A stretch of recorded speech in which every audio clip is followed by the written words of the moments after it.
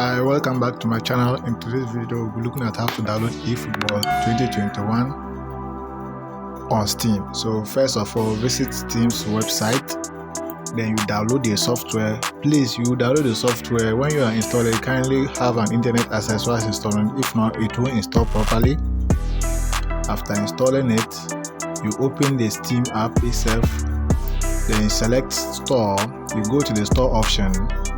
And you go to the store option, you go to the search option, you click on the search option, then you put in the game name, which is what?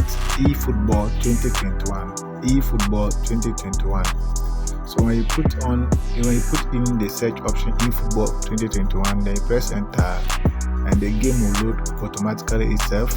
And after you select the game, scroll down to the where you see free to play, then you see add to cart.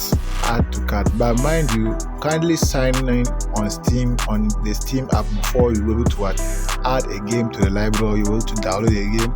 You will need to sign in to Steam, and if you don't have a Steam account, you can kindly sign up using the website or using the application itself. So when you add the game to your library or to cart, then you click on the library option, which is at the top corner. You click on the library option, then you go to collections. So collection contains all the games you have from Steam. So you select the game, then you click on install, then you follow the prompt on the install option, then you click on next to continue, and when you click on install and to start installing. So that is just how it is. And this option is we using Steam to download. You have the possibility of pausing your download when you think you need to take a break while downloading it.